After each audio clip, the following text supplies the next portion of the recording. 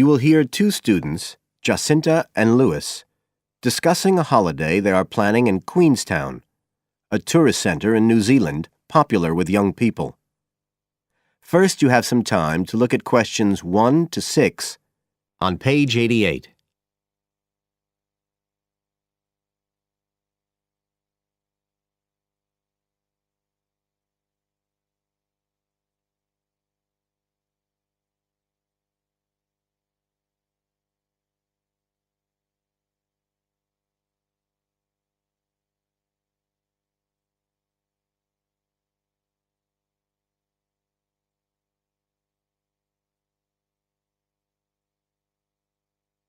You will see that there is an example which has been done for you. On this occasion only, the conversation relating to this will be played first.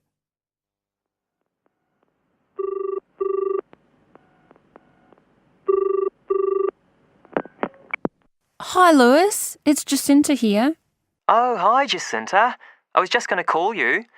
I was thinking we ought to do something about accommodation for our trip to Queenstown. Yeah, actually, that's just why I rang you. I've been looking on the internet.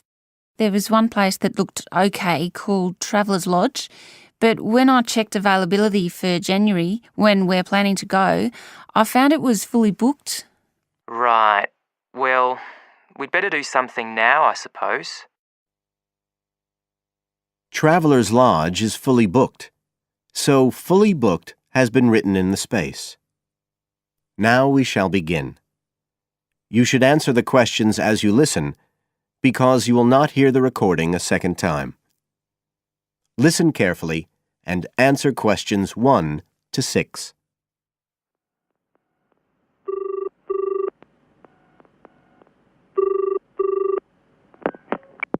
Hi, Lewis. It's Jacinta here. Oh, hi, Jacinta. I was just going to call you. I was thinking we ought to do something about accommodation for our trip to Queenstown. Yeah, actually, that's just why I rang you. I've been looking on the internet. There was one place that looked okay called Traveller's Lodge, but when I checked availability for January, when we're planning to go, I found it was fully booked. Right. Well, we'd better do something now, I suppose. I've actually got a list up here on the computer. There's one place called Bingley's that looks possible. It's $1975 a night. That's US dollars. They quote all the prices in US dollars. So that's about 26 or 27 New Zealand dollars. That's okay. That'll be in a dormitory, is it? Yeah, they say 8-bed dorms, and the hostel's right in the town centre, and they've got a cafe. They have theme nights every weekend, whatever that means. Oh, you know, like certain sorts of food and music. And people might wear special clothes like that Egyptian evening we went to last year. Oh, okay. What else? They've got a sun deck area, and then all the usual things, internet access and so on. Sounds good. Was there anywhere else? Yeah, a couple more places. There's one called Chalet Lodge, which is just 18 US dollars. That's for a bed in a 12-bed dorm. They do single and family rooms as well. It looks as if it's a bit out of town. Says it's got an alpine setting, a quiet alpine setting. What do you think? Not sure. Oh, but actually, it's not far out at all. It says 10 minutes walk from town, so... Oh, and it says it's children-friendly. I'm not so sure about that. What about the third place? That's called Globetrotters. Let's see. They do private rooms or 5-bed dorms for $18.50. It's in the centre, just by the lake, and that includes breakfast. Didn't the other two? I don't think so. They didn't mention it, so probably not. Oh, and it says something about a free skydive. Wow. Don't know if I'm all that keen on jumping out of aeroplanes. Oh, actually, what it says is you can win a chance to do a skydive. They give one away every day to one of the guests. Well, if I win it, you can do it. Anyway, do they have room? Yeah, I checked the availability. Shall I go ahead and book there then? Fine. You now have some time to look at questions 7 to 10 on page 89.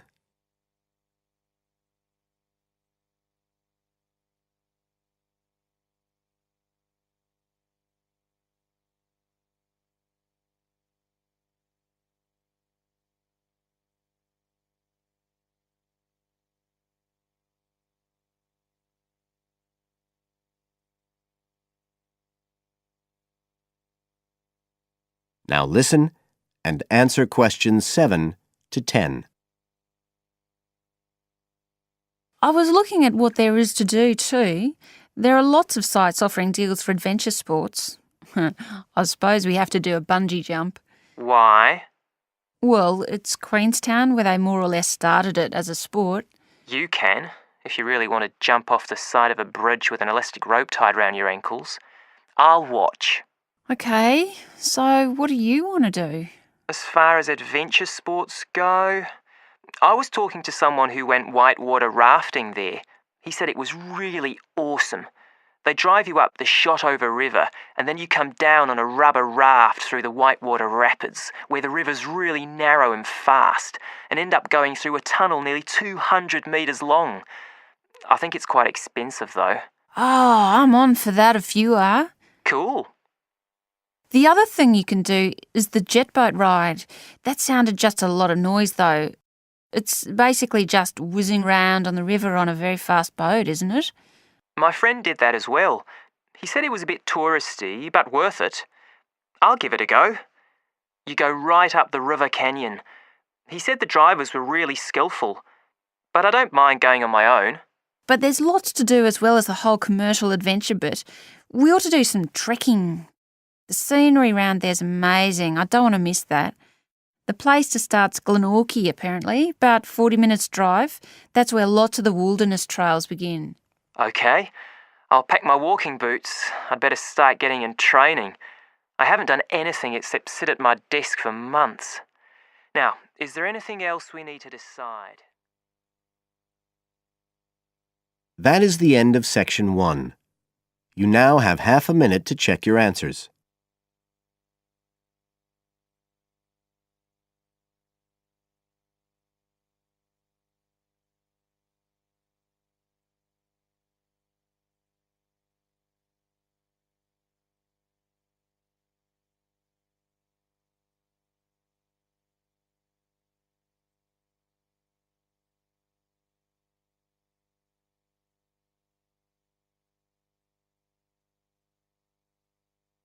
Now turn to section 2 on page 90.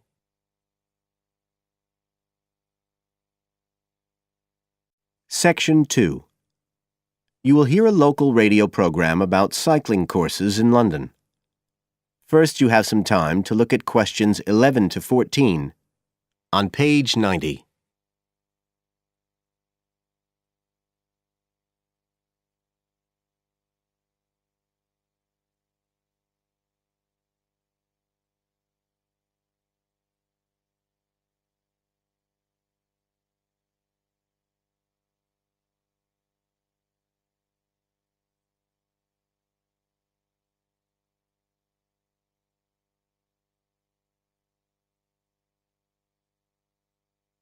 Now listen carefully and answer questions 11 to 14. There's been a great deal of interest lately in encouraging people to use bicycles instead of cars as a means of transport. But not everyone is confident about riding a bike at the best of times, let alone in the middle of a city like London. Jack Hayes is a professional trainer who works for a London-based company, City Cyclist, which provides cycle training for the public. What exactly does City Cyclist do, Jack? Well, our basic purpose is to promote cycling as a sustainable form of transport. We believe the best way to promote cycling is to teach people to use their bikes safely and with confidence. In European countries, people all learned from their parents, and they also learned in school. And when I tell them I teach people to ride bikes, they laugh. They think it's crazy. But here in London, it's completely different. You're approaching the point where a whole generation of people have grown up not being allowed by their parents to cycle because it was considered to be getting too dangerous, and so, in turn, they can't teach their children. We believe in realistic training. So if someone wants to use a bike regularly, say to get to work or school, we aim to train them by teaching them to ride on the actual roads they'll use, so they can develop the basic skills they need and build up their confidence that way. At City Cyclist, we believe cycling's for everyone, no matter what age or level of ability or mobility. We do complete beginners and also advanced courses. That's for urban cyclists who want to deal with things like riding in streets with complicated intersections and things like that. We don't promote the use of personal protective equipment for cyclists, and we endorse the policy of the European Cyclists Federation that parents should be allowed to make an informed choice as to whether or not their child wears a helmet. We believe the key to safe cycling is assertiveness, taking your place on the road. This has to be instilled right from the beginning. Assertive road positioning and behaviour is the key to safe cycling in congested urban environments. Some people are surprised that we don't promote the segregation of cyclists from motorised traffic, but we don't think that's practical in all urban environments. Instead, we teach people to use as much road space as they need to travel safely and effectively. You now have some time to look at questions 15 to 20 on page 91.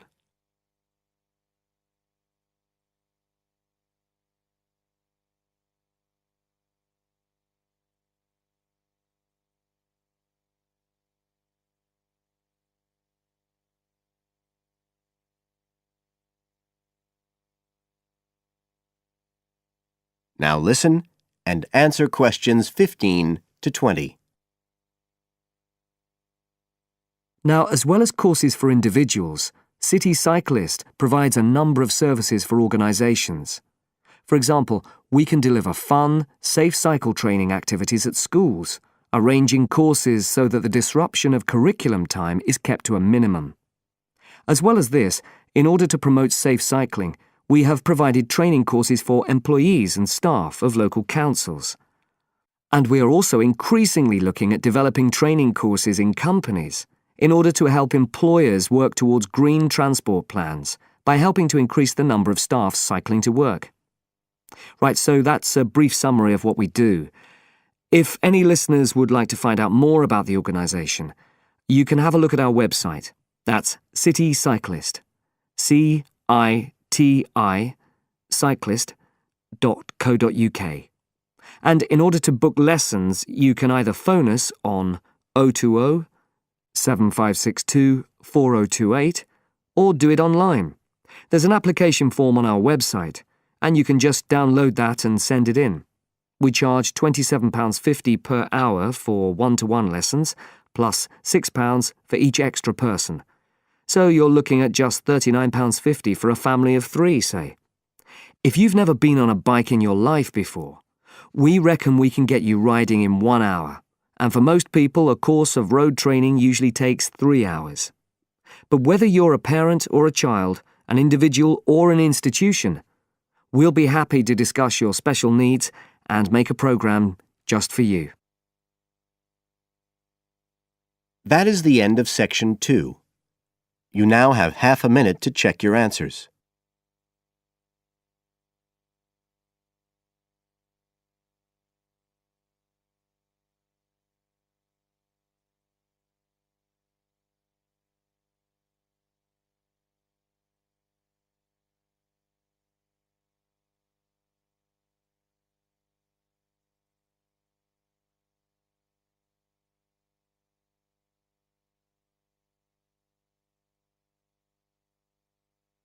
Now turn to section 3 on page 92.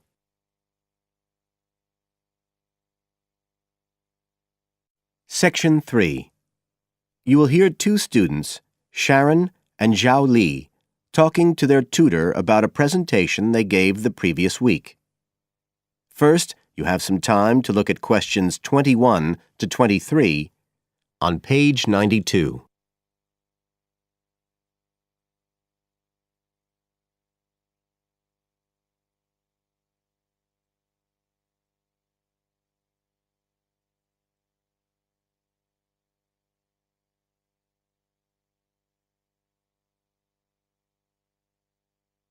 Now listen carefully and answer questions 21 to 23. So, Sharon and Zhao Li, in your presentation last week, you were talking about the digital divide, the gap between those who can effectively use communication tools, such as the internet, and those who can't. And you compared the situation here in Northern Ireland with southeast China. Right. So I asked you to do some self-evaluation, watching the video of your presentation and thinking about the three main criteria you're assessed by: content, structure, and technique. What do you think was the strongest feature of the presentation when you watched it? Sharon? Well, I was surprised actually, because I felt quite nervous. But when I watched the video, it didn't show as much as I expected. So which of the criteria would that come under? Confidence? That's not actually one of the criteria as such. Zhao Li? Technique? It's body language and eye contact, isn't it? Well, I didn't think I looked all that confident, but I think that our technique was generally good, like the way we designed and used the PowerPoint slides. So you both feel happiest about that side of the presentation? OK, now on the negative side, what would you change if you could do it again? Well, at first I'd thought that the introduction was going to be the problem, but actually I think that was okay. We defined our terms and identified key issues. It was more towards the end. The conclusion wasn't too bad, but the problem was the questions. We hadn't really expected there'd be any, so we hadn't thought about them that much. OK, anything else? Well, like Zhao Li says, I thought the conclusion was okay, but when I watched this on the video, I thought the section on solutions seemed rather weak. Can you think why? Well, we explained what people are doing about the digital divide in China and Northern Ireland, but I suppose we didn't really evaluate any of the projects or ideas. It was just a list, and that was what people were asking us about at the end mostly. You now have some time to look at questions 24 to 30 on page 93.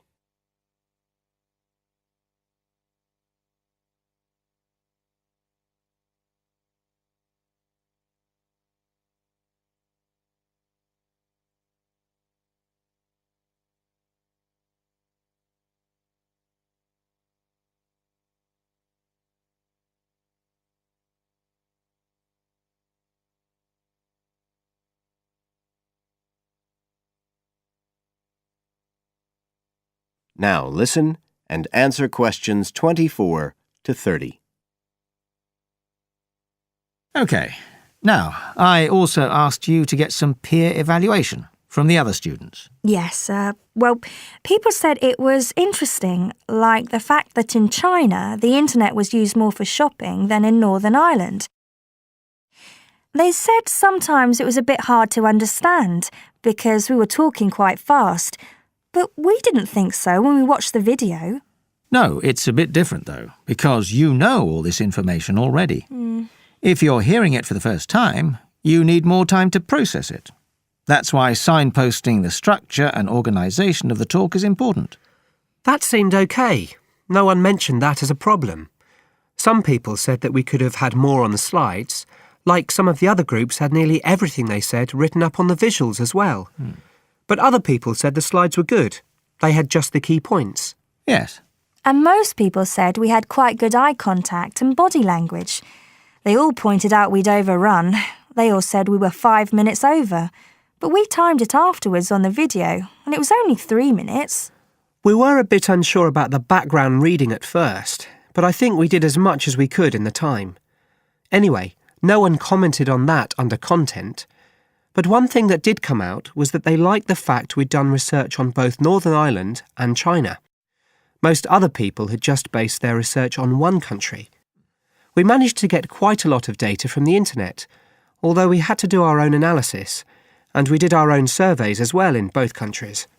So the class gave us best feedback for content, but it was all okay. Right. Well, that's quite similar to the feedback I'm giving you. I was very impressed by the amount of work you'd done and by your research methodology. So, actually, I'm giving you full marks for content. 5.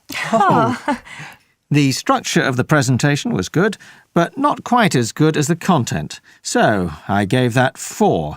And the same for technique. So, well done. Thank Thank you. you. Now, the next stage is to write up your report.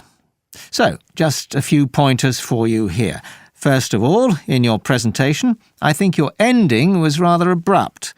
You suddenly just stopped talking. Yeah. It wasn't a big problem, but think about your closing sentences in your report.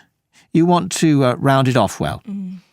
One thing I forgot to mention earlier was that I felt a very strong point was that after you'd given your results, you explained their limitations.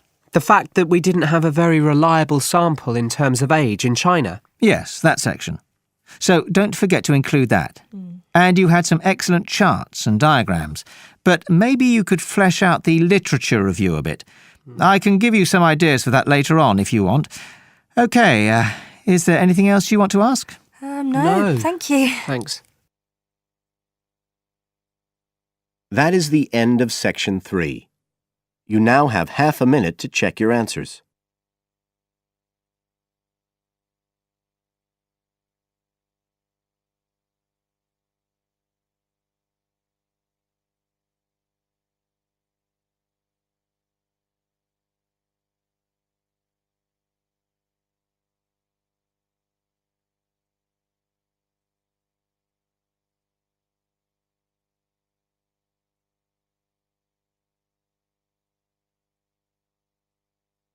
Now turn to Section 4 on page 94.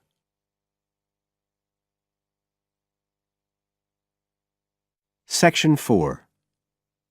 You will hear a student giving a presentation about some ways of dealing with the problems of urbanization and city growth.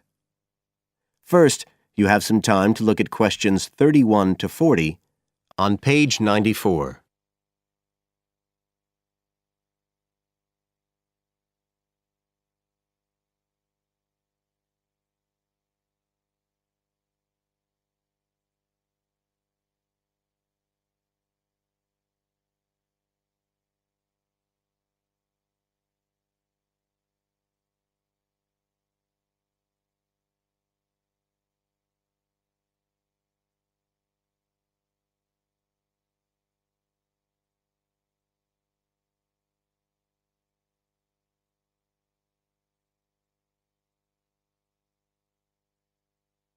Now listen carefully and answer questions 31 to 40. Well, Adam's just been talking about some of the problems that have resulted from the rapid growth of cities in the last 100 years. Things like housing, sanitation, crime and so on.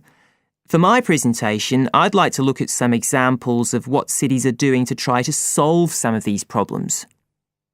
As part of its Healthy City program, the World Health Organization, the WHO, has come up with a set of criteria for a healthy city. The WHO says that, amongst other things, a healthy city must provide a clean environment which is also safe. It mustn't be dirty or dangerous for its inhabitants. As well as that, the WHO says a healthy city has got to be able to satisfy its inhabitants' basic needs. That's all its inhabitants, not just the rich ones or the ones with jobs, everyone who lives there. A third criterion, is that it's got to have health services which can be used by all the inhabitants and which they can access easily. The final point's to do with local government. The WHO says this is something that the whole community should be involved in, not just a few powerful politicians or businessmen. So, a healthy city is not just a matter of avoiding illness, that sort of healthiness. It's the way that the whole city works together for the benefit of its population. OK, so what I'd like to do now is to look at some projects in different cities around the world where cities have tried to meet these criteria, to make their cities healthy ones.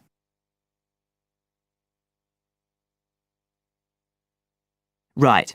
The first project I'm going to discuss took place in Sri Lanka, and this project was called the Community Contract System. Its aim was to improve the places where the poorest section of the population lived, the squatter settlements. Basically, the problem was lack of infrastructure, things like drains, paths, wells for water and so on. So, a program was set in place to construct this infrastructure. But what was different about it was that the residents did this, the people who actually lived there, not people from outside. And this meant that not only did the people end up with improved housing and infrastructure, but also because they had contracts with the community, it improved their chances from an economic point of view. So that's the way the lives of people in one urban environment were improved. The next project I'd like to discuss took place in the capital city of Mali in West Africa. This project involved setting up a cooperative to try to solve the problems of sanitation in the old central quarters of the city. One of the main problems was a lack of a system for garbage collection, which meant that there were a lot of insects, and this was causing disease. And again, it's interesting to look at who was involved in dealing with this problem. In this case, the cooperative involved students who had graduated from secondary school in getting a system going.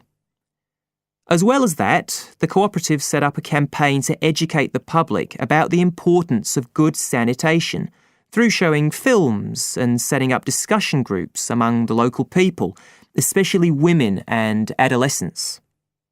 And the outcome was an increased environmental awareness, which led to changes in household behaviour, as well as improved living conditions. Okay, the third project was in Egypt, just outside the capital, Cairo, which is a city that's grown very rapidly in the last few decades. This project was based in a women's centre in a poor area called Makatem. The aim of the project was to support girls, young women from the area from poor families. So these were women who had no education. They'd never been to school, so they were totally illiterate, and they had no chance of getting jobs. At the Women's Centre, they were shown how to sew and how to weave, and once they'd learned these skills, they were given the equipment, a sewing machine or a loom, so that they could make things to sell and have a chance of earning their own living. And this project has meant that these young women have greater status in the community, but as well as that, they can enjoy a better quality of life. So I don't think the problem is that cities are bad. This world and its cities have the resources to provide for the population that lives there. What it takes is a stronger will and a better distribution of resources. That is the end of section 4. You now have half a minute to check your answers.